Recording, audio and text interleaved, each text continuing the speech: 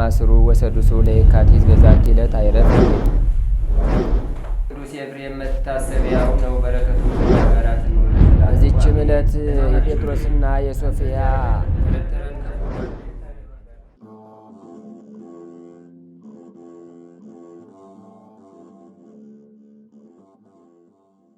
በስመ አብ ወወልድ ወመንፈስ ቅዱስ አሐዱ አምላክ አመስራ ወአሚሩ ለየካቲት በዛቲ ዕለት ተዝካረ በዓላ ለእግዝእትነ ቅድስት ድንግል ማርያም ወላዲተ አምላክ። አንድ አምላክ በሆነ በአብ በወልድ በመንፈስ ቅዱስ ስም የካቲት 21 በዚች ቀን አምላክን ለወለደች ለእመቤታችን ለቅድስት ድንግል ማርያም የበዓሏ መታሰቢያ ነው። ለእግዚአብሔር ምስጋና ይሁን፣ እኛንም በጸሎቷ ይማረን፣ በረከቷም ከእኛ ጋር ይኑር ለዘላለሙ አሜን። ሰላም ለኪ ለብርሃነ ሕይወት መጾሩ አምሳለ ተቋም ዘወርቅ ጠበብተ እስራኤል ዘገብሩ ማርያም ክብርት ለእግዚአብሔር በክብሩ ረስይ ፍና ትሕትና አእጋሬ ይሁሩ ትዕቢትሰ ለአምላክ ጸሩ። በዚችም ቀን የእስክንድርያ ሊቀ ጳጳሳት የከበረ አባት አባ ገብርኤል አልረፈ። እርሱም ለአባቶች ሊቃነ ጳጳሳት 57ተኛ ነው። ይህም አባት በታናሽነቱ በአስቄጥስ ገዳም መነኮሰ። በጾም በጸሎት በስግደት እየተጋ ፍጹም ተጋድሎን በመጋደል ተጠምዶ ኖረ። በውስጥም ትሕትና፣ ፍቅር፣ ቅንነት አለው። በአንዲትም ዕለት ስሙ መክሲሞስ ወደሚባል አረጋዊ ቤት ገባ። እርሱም ልጄ ከሰው ለምን ትሸሻለህ? አንተ ግን በወንዶችና በብዙ ሴቶች መካከል ትኖር ዘንድ አለህ አለው። እርሱ ግን የሽማግሌውን የቃሉን ትርጓሜ አላስተዋለም። ከጠላትም ወጥመድ ያድነው ዘንድ ሁልጊዜ በማልቀስ እግዚአብሔርን የሚለምን ሆነ። ከእርሱም አስቀድሞ የነበረ ሊቀ ጳጳሳት አባ ሚካኤል ባረፈ ጊዜ ይህን አባት ይዘው ያለ ውዴታው ሊቀ ጳጳሳት አድርገው ሾሙት። አረጋዊ አባ መክሲሞስ ትንቢት እንደተናገረለት በተሾመ ጊዜ በአስቄጥስ ገዳም ተቀምጦ የቀድሞውን ተጋድሎውን አገልግሎቱን ቸለል አላለም። ስለ አብያተ ክርስቲያንም ጉዳይ ወደ እስክንድርና ወደ ምስር ይሄድ ዘንድ ግድ ባሉት ጊዜ ይሄዳል። ፈጥኖም ወደ አስቄጥስ ገዳም ይመለሳል። እርሱም በዕድሜው ጎልማሳ ስለሆነ እንስሳዊ ፍትወት ትነሳሳበት ነበር። እርሱም ያጠፋት ዘንድ ለጾም ለጸሎት ለስግደትም መትጋትን ያበዛል። ሊያበርዳትም ባልተቻለው ጊዜ ለአንድ አረጋዊ ተናዘዘለት። እርሱም እንዲህ አለው፣ ይህቺ እንስሳዊት ፍትወት ከጾምና ከጸሎት ከስግደት ጋር ያለ ትሕትና ሥራ አትጠፋም። በበለጠ ግን ትሕትና መድኃኒቷ ነውና። ይህንንም በሰማ ጊዜ የጉድፍ መጎተቻ ከብረት ሠራ። አጭር የሆነ የቆሻሻ ልብስ በመልበስ በሌሊት ተነስቶ የመነኮሳቱን መንደር እየዞረ ቆሻሻውን ጠርጎ ተሸክሞ ወስዶ ከራቀ ቦታ ይጥለዋል። ይህንንም ሥራ እየሠራ 2 ዓመት ያህል ኖረ። እግዚአብሔርም ንጽሕናውን የልቡን ትሑትነት ተመልክቶ የባሕርይ የሆነውን ፍትወት አራቀለት። ይህም አባት በገድል እንደተጠመደ ሆኖ መንጋዎቹ በቀናች ሃይማኖት ይጸኑ ዘንድ እያስተማራቸውና እየገሰጻቸው እየመከራቸውም 12 ዓመት ኖሮ በሰላም አረፈ። ለእግዚአብሔር ምስጋና ይሁን፣ እኛንም በጸሎቱ ይማረን፣ በረከቱም ከእኛ ጋር ትኑር ለዘላለሙ አሜን። ሰላም ለገብርኤል እንበይነ ጽድቁ ወሃይማኖቱ እንተደለወ ይሰየም ለአረጋዊ በከመ ትንቢቱ በግብረ ትሕትና ወፍቅር ከመያደግ ያድክም ኃይለ ፍትወቱ ኮስተረ አብያተ ማይ መጠነ ዓመታት ክልኤቱ እንዘ ሊቀ ጳጳስ አብይ ወክቡር ውእቱ። በዚች ቀን የሀገረ ስሃ ኤጲስቆጶስ የከበረ አባት አባ ዘካርያስ አረፈ። ይህም አባት የጸሐፊዎች ወገን ነው። አባቱ ግን ጸሐፊነቱን ትቶ ቅስና ተሾመ። ስሙም ዮሐንስ ነው። ልጁ ዘካርያስም ባደገ ጊዜ ትምህርቶችን ሁሉ ጽሕፈትንም የጽርዕና የሮማውያንን ጥበብ የቤተ ክርስቲያንንም ሕግ ተማረ። የንጉሥም የጭፍራ አለቃ ወሰደውና በንጉሥ ቤት ጸሐፊነት ሾመው። በጽሕፈቱም የሀገረ ስሃ መኮንን የሆነው ስሙ አብጥልማወስ የሚባል ወዳጅ ሆነው። እነርሱም ወደ አስቄጥስ ገዳም ሄደው ይመነኩሱ ዘንድ ተስማሙ። በዚያንም ጊዜ ከአስቄጥስ ገዳም ከአባ ዮሐንስ ደብር አንድ መነኮስ ወደ እነርሱ መጣ። አብረውትም የሄዱ ዘንድ ተስማሙ። መኳንንቶቹም ይህን በሰሙ ጊዜ መሄድን ከለከሏቸው። ከጥቂት ቀኖች በኋላም ለእግዚአብሔር የተሳላችሁትን ስለት ለምን አትፈጽሙም የሚላቸውን ራእይ አዩ። በዚያንም ጊዜ በስውር ወጡ። እነርሱ ግን መንገዱን አያውቁትም ነበር። አንድ መነኮስም ተገለጠላቸውና ወደ አስቄጥስ ወደ አባ ዮሐንስ ገዳም መርቶ አደረሳቸው። መኳንንቱም መሄዳቸውን በሰሙ ጊዜ ከንጉሥ ዘንድ ደብዳቤ ተቀብለው በመላክ ገዳም ሊያስወጧቸው ተስማሙ። የክብር ባለቤት ጌታችንም ምክራቸውን በተነ።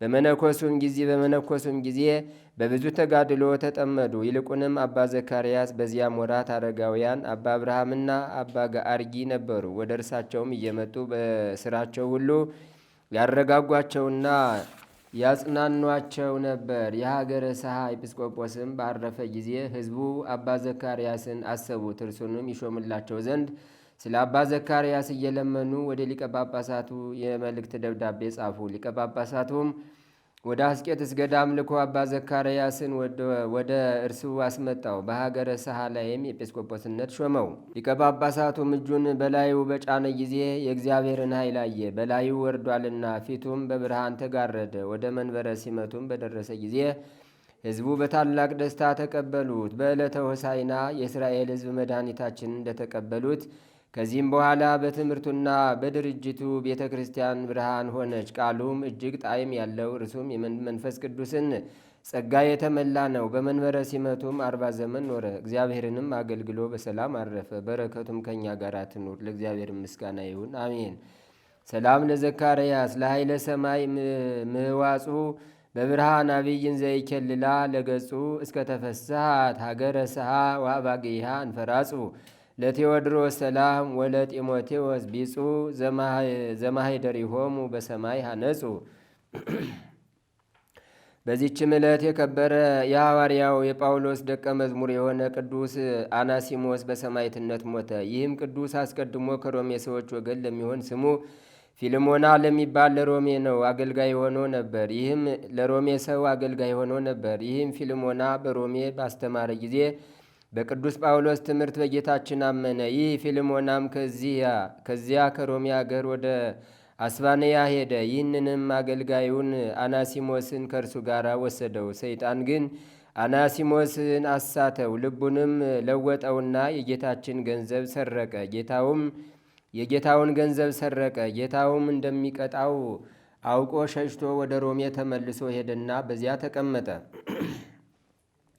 በእግዚአብሔርም ፈቃድ ወደ ከበረ ሐዋርያ ጳውሎስ ሄደ። ትምህርቱንም ሰምቶ በክብር ባለቤት በጌታችን ኢየሱስ ክርስቶስ አመነ። ለቅዱስ ጳውሎስም ደቀ መዝሙሩ ሆነ።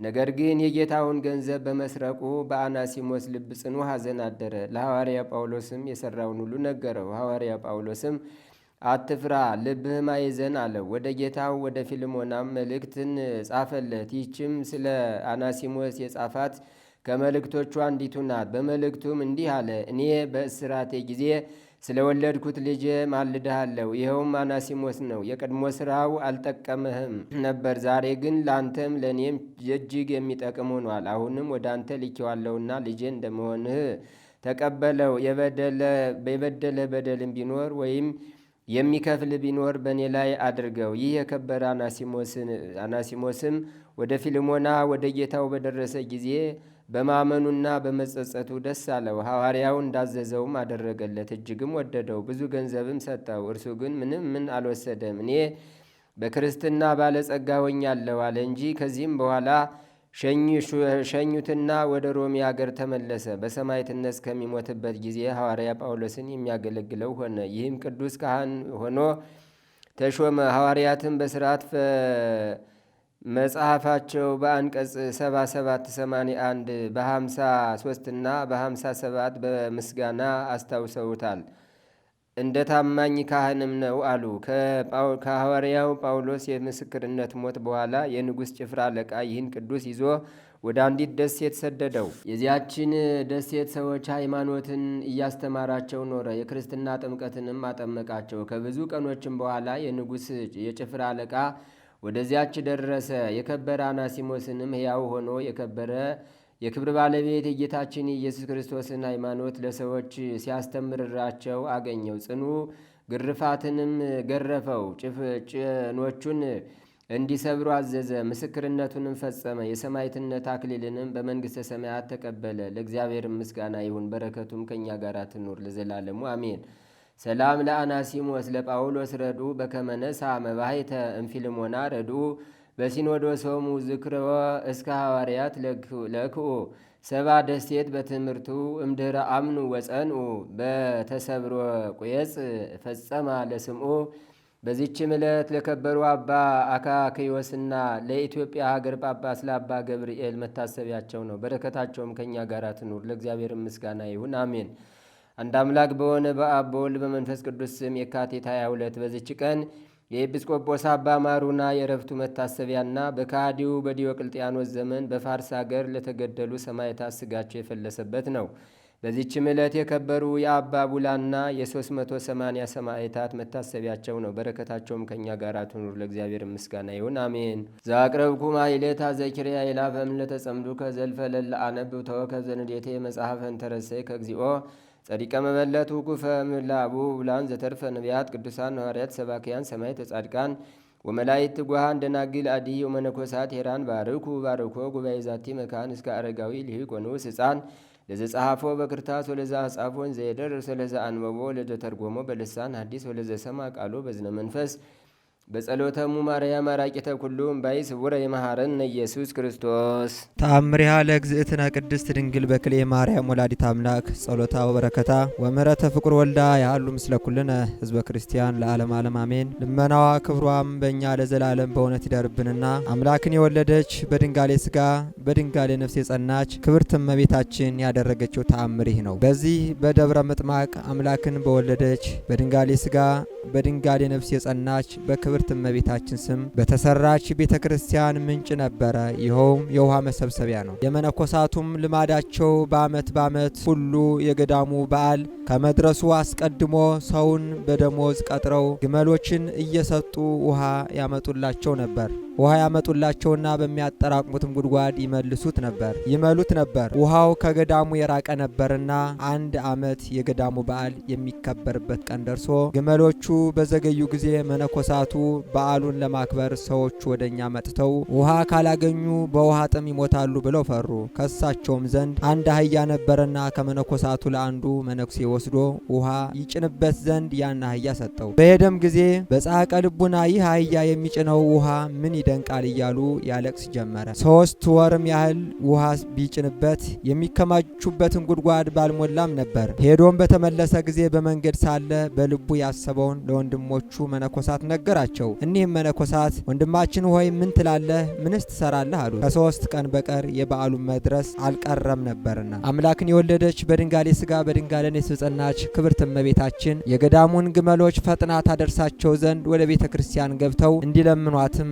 በምክር አንድ ሆኑ። ያውም ባይሆን በሚሻው ነገር ትሰራላቸው ዘንድ ከዚህም በኋላ መርጣ እንደወለደችው ትሰራላቸው ዘንድ ወደ ቤተ ክርስቲያን ገብተው ግንባራቸውም ምድር አስነክተው በድንጋሌ ሥጋ በድንጋሌ ነፍስ ወደ ጸናች ንጽሕት የሕይወት እናት ወደምትሆን እመቤታችን በፍጹም ልቅሶና ልመና ሰገዱ። በእግዚአብሔርም አምነው በወለደችው በእመቤታችን አምነው ከቤተ ክርስቲያን ወጡ። ሌሊቱን ሁሉ ፈጽመው ሲያዝኑ አደሩ። መንፈቀ ሌሊትም በሆነ ጊዜ ከተነሳው ከነፋሱ ኃይል ጽናት የተነሳ የገዳሙ ቅጽር እስኪናወጥ ድረስ እግዚአብሔር ጽኑ ንፋስን አስነሳ። ወደሚጠራቀምበትም እስኪያደርሰው ድረስ ነፋሱ ውሃውን ወደ ላይ አወጣው፣ ማጠራቀሚያውም መላ። መነኮሳቱም ይህንን አላወቁም። ይህ ድምፅ ነፋስ ብቻ መስሏቸው ነበር እንጂ። ሲነጋም መነኮሳቱ ወጥተው ውሃውን ወደሚያጠራቅሙበት ገብቶ እስከወሰነ ድረስ ሞልቶ አገኘው። ውሃውም እስከ በዓሉ መጨረሻ ድረስ ቆየ። ሕዝቡም ሁሉ እንደ ልማዳቸው ደርሰው ውሃው ወደ ገዳሙ በመግባት የተደረገውን ተአምራት አዩ። ወደ ቤተ ክርስቲያንም ገብተው አምላክን የወለደች በድንጋሌ ሥጋ በድንጋሌ ነፍስ የጸናች ክብርት እመቤታችንን እንደለመኗት የሚያጠራቅሙበትን እስኪሞላ ድረስ ከፈሳሽ ውሃ በነፋስ ኃይል እንዳመጣላቸው ነገራቸው። በግንቦት በ26 ቀንም እግዚአብሔርን ፈጽመው እያመሰገኑ በድንጋሌ ሥጋ በድንጋሌ ነፍስ የጸናች ክብርት እናቱ እመቤታችንን እያመሰገኗት ሁሉም እያንዳንዱ ወደ የቦታቸው ተመለሱ። ውሃውም ወደ ቀድሞ ቦታው ተመለሰ። ወንድሞቼ ሆይ አውቃችሁ እምነቱን በእናቱና በእግዚአብሔር ላይ ያደረገ ሁሉ አያፍርምና ያሰበውና የወደደውን ሁሉ ያደርጋልና ልመናዋም ክብሯም በእኛ ለዘላለም ጸንቶ ይኑር ለዘላለሙ አሜን። ለእመቤታችን ክብር መስጠት እንዳለብን ስለ እሷ መማር እንዳለብን ለቅዱሳኑ ክብር መስጠት እንዳለብን ሲያሳስበን እንዲህ ይለናል። ለሁሉ የሚገባውን አስረክቡ ይላል። ግብር ለሚገባው ግብርን፣ ቀረጥ ለሚገባው ቀረጥን፣ መፈራት ለሚገባው መፈራትን፣ ክብር ለሚገባው ክብርን ስጡ ይላል ቅዱስ ጳውሎስ። ክብርን ለሚፈልጉ ምንን ስጡ አለ? ክብር ለሚገባቸው ምንን ስጧቸው አለ? ክብርን ስጧቸው ይላል።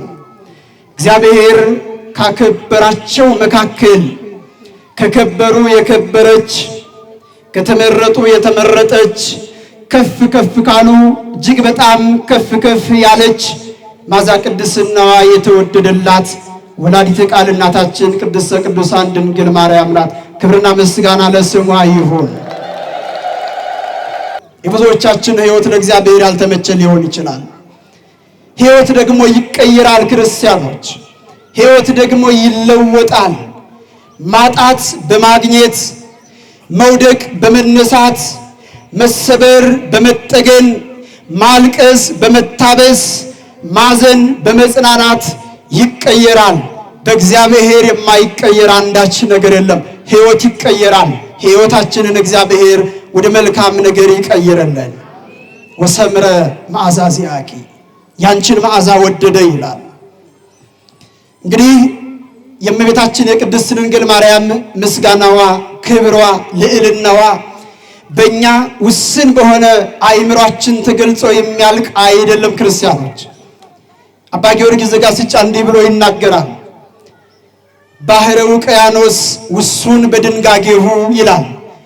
ውቅያኖስ የተወሰነ ነው፣ ወሰን አለው፣ ገደብ አለው፣ ልክ አለው። ወባህረ ሐኖስኒ በአምጣኒሁ ይላል። ከዚህ በላይ ያለው ሐኖስ የተባለው ውሃም መጠንና ወሰን አለው ይላል። ምን አለው ይላል? መጠንና ወሰን አለው። ሐኖስ የሚባል ውሃ ከዚህ በላይ አለ። ምን የሚባል አልኳችሁ? ሐኖስ የሚባል ብፅብፅ ውሃ አለ። በስነ ፍጥረት ስንመለከት ይህን እናገኛለን። እግዚአብሔር እንዴት እያኖረን እንደሆነ ስንረዳ በጣም ይገርማል። ክርስቲያኖች በውሃና በውሃ መካከል ነው የሚያኖረን። ከላይ ውሃ ነው። ሰለስቱ ምዕት እንዲህ ይላሉ፣ ይሰቅል ማዬ ወይ ሰሚ ሰማዬ፣ ውሃን ሰቅሎ ሰማይ ይለዋል ይላል። ክብርና ምስጋና ለአምላካችን ለእግዚአብሔር ይሁን። ስለዚህ ከዚህ በላይ ውሃ አለ፣ ከዚህም በታች ውሃ አለ። መሬትም የቆመችው የምድር የውሃ ትከሻ ላይ ነው። የምን ትከሻ ላይ? የውሃ ትከሻ ላይ ነው። ስለዚህ በውሃና በውሃ መካከል ነው ያለ ነው። እግዚአብሔር ግን እያኖረን ነው። እንደ ጥፋታችን፣ እንደ ኃጢአታችን፣ እንደ ክፋታችን፣ እንደ መተላለፋችን አይደለም። ቢሆንማ የላይኛውም ወደ ታች ወርዶ የታችኛውም ወደ ላይ ተገልብጦ እንጠፋ ነበር። ያልጠፋ ነው ከእግዚአብሔር ምሕረት የተነሳ ነው። ክብርና ምስጋና ለአምላካችን ለእግዚአብሔር ይሁን።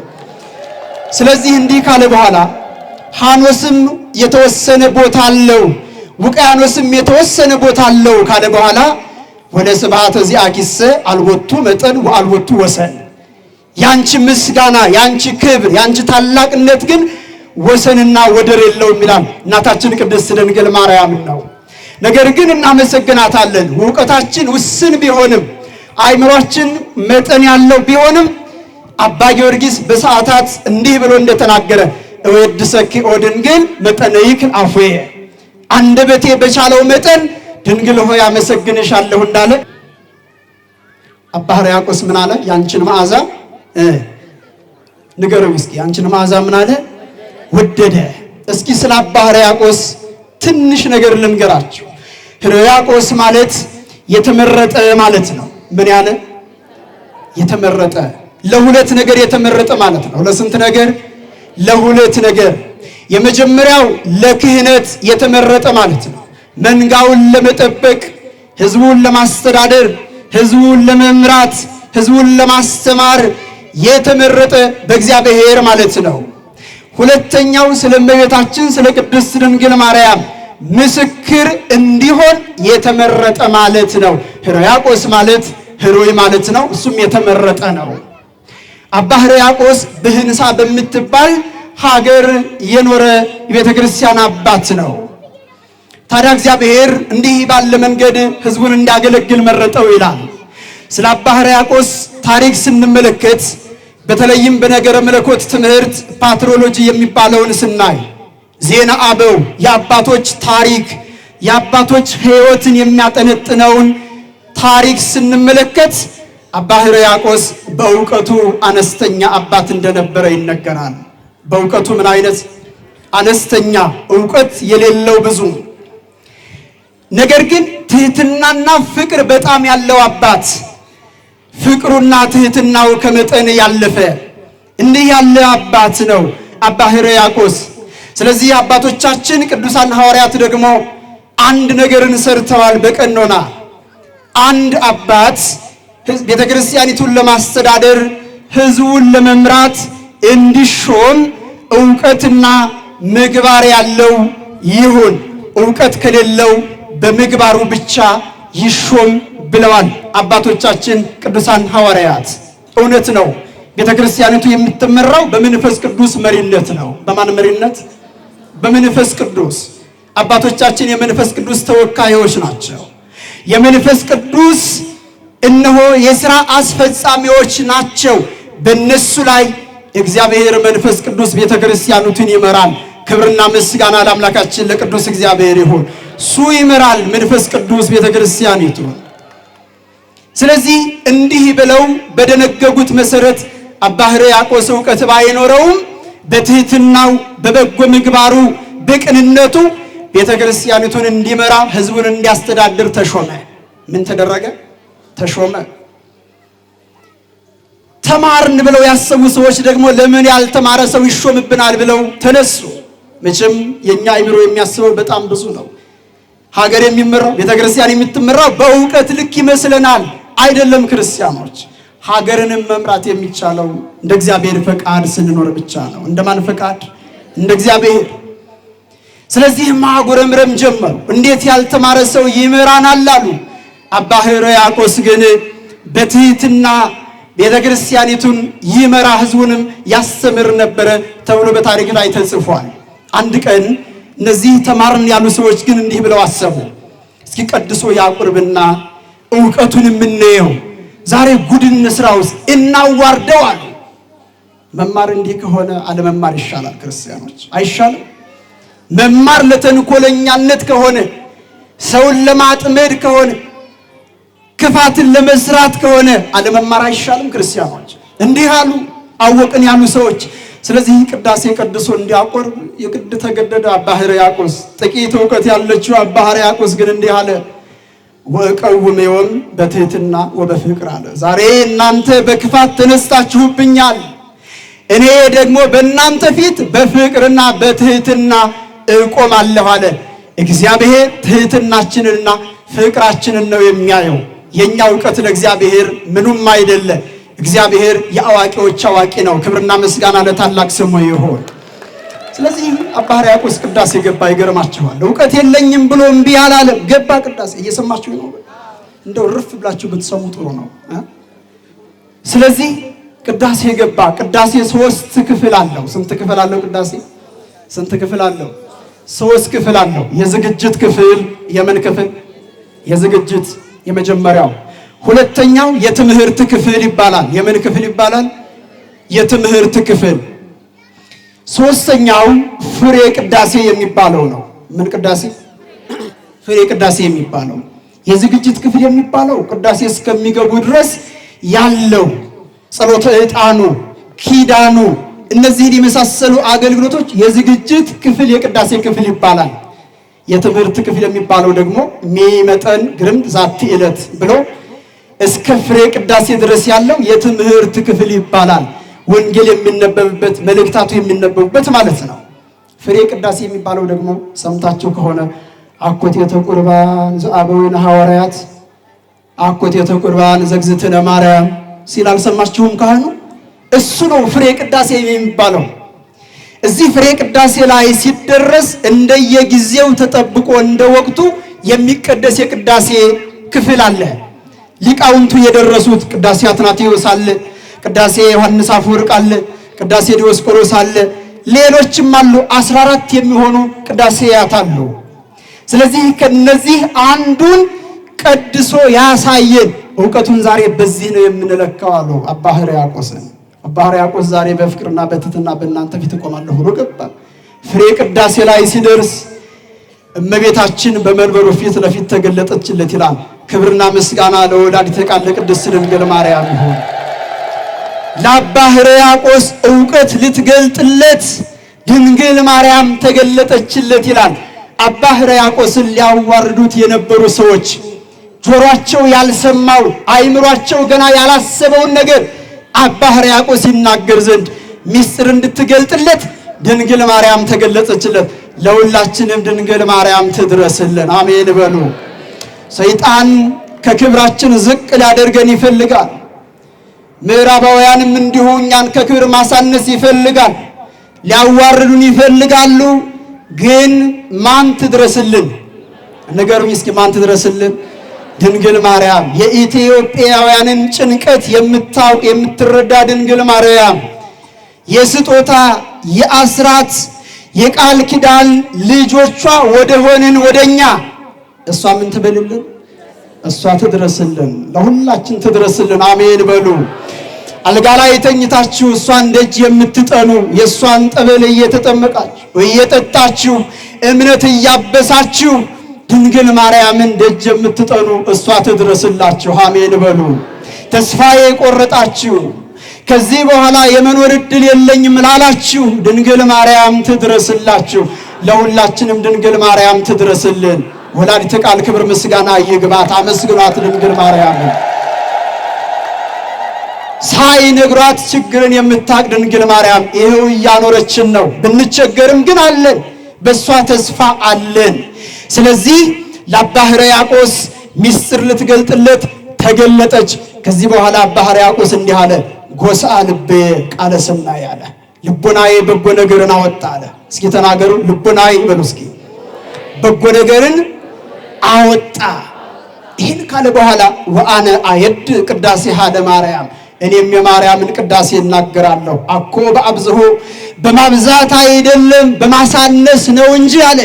ማብዛት ስለማንችል የኛ አይምሮ ውስን ስለሆነ የድንግል ማርያም ምስጋና ምድር ወረቀት ብራና ብትሆን ከሰማይ የሚዘንም ዝናም ቀለም ቢሆን ድንግል ማርያም ምስጋናዋ ተጽፎ አያልቅም። ክብርና ምስጋና ለድንግል ማርያም ይሁን። ስለዚህ በማብዛት አይደለም በማሳነስ ነው እንጂ ልቦናዬ በጎ ነገርን አወጣ ብሎ እነሱ ያልሰሙትን ያላሰቡትን አዲስ ድርሰት ተናገረ አባ ሕርያቆስ። እንዲህ እያለ ደረሰና ድርሰቱን አሰንፈሰ ዋጼነው አለ። አሻተተ፣ መረመረ። ወኢረከበ ዘከማኪ፣ እንዳንቺ ያለ ግን አላገኝም አላት። ፊት ለፊት መንበሩ ላይ ነች እሷ ያለች። እንዳንቺ ያለ ግን አላገኘም። ወሰምረ መዓዛ ዚአኪ፣ መዓዛሽን ወደደ፣ አንድያ ልጁንም ወደ አንቺ ላከው አላት። ክብር ምስጋና ለአምላካችን ለእግዚአብሔር ይሁን። እንዳንቺ ያለ አላገኘም ብሎ ይሄን ድርሰት ስተት አድርጎ ደረሰው። ገርማችኋል። ቅዳሴ ማርያም በየወሩ በ21 ይቀደሳል እና ይሄን ድርሰት ከደረሰ በኋላ ስተቀልል ስለ አባ ሕርያቆስ ሊቃውንቱ እንዲህ አሉ፣ ይሄ ድርሰት የመንፈስ ቅዱስ አይደለም አሉ። የማን አይደለም አሉ? ይገርማል እኮ ላለማመን የምናደርገው ጥረት፣ ላለማመን የምንጓዘው ርቀት በጣም ያሳዝናል። የመንፈስ ቅዱስ ድርሰት አይደለም አሉ። እንደ ቅዳሴ ማርያም ያለ ጥብቅና ጥልቅ ምስጢር ያለው ከቅዳሴ ክፍል የለም። በጣም ጥልቅ የነገረ መለኮት ሐሳብ ያለው፣ የነገረ ማርያም ሐሳብ ያለው፣ የነገረ ቅዱሳን ሐሳብ ያለው፣ የነገረ መላእክት ሐሳብ ያለው እንደ ቅዳሴ ማርያም ጥልቅ ድርሰት የለም። ይሄ የማን ስለሆነ ነው? የመንፈስ ቅዱስ ድርሰት ስለሆነ። ስለዚህ አንቀበልም አሉ ሊቃውንት። እና ምን አሉ? ከመንፈስ ቅዱስ መሆኑን ለመረዳት አሉ እስኪ ውሃ ውስጥ ይግባና ተጽፎ ይውጣሉ። የሰማችሁ ነው አይደል? ከዚህ በኋላ ይሄ ድርሰት ተጻፈና ቅዳሴ ማርያም ባህር ውስጥ ተከተተ። ሳይበላሽ ደረቅ ሆኖ ወጣ። ክብርና ምስጋና ለአምላካችን ለእግዚአብሔር ይሁን። አሁንም አናምንም አሉ። እሳት ውስጥ ገብቶ ወረቀት ውስጥ ይውጣሉ፣ ተቃጥሎ ይቀራል ብለው ያ ብራና ያ ወረቀት ተጠቅልሎ እሳት ውስጥ ተዳፈነ። እሳት ሳይነካው ወጣ። ክብር ምስጋና ለድንግል ማርያም ይሁን። የለም አሉ አሁንም ለሶስተኛ ጊዜ የሞተ ሰው ካላስነሳ ይሄን ድርሰት አንቀበልም፣ ቤተክርስቲያን ልትጠቀምበት አይገባም አለ። የሞተ ሰው ላይ ወስደው ቢያስቀምጡት የሞተ ሰው ተነስቶ ስለ ድንግል ማርያም ክብር መሰከረ። ክብርና ምስጋና ለድንግል ማርያም ይሁን። ተማነውን በዝነ ልቡናችን ይጻፍብን፣ ከቅዱሳን ረድኤት በረከት ያሳትፈን። ሌሊቱን የባረከ አምላክ መዓልቱን ባርኮ ቀድሶ ሰላም ቀን ያውለን።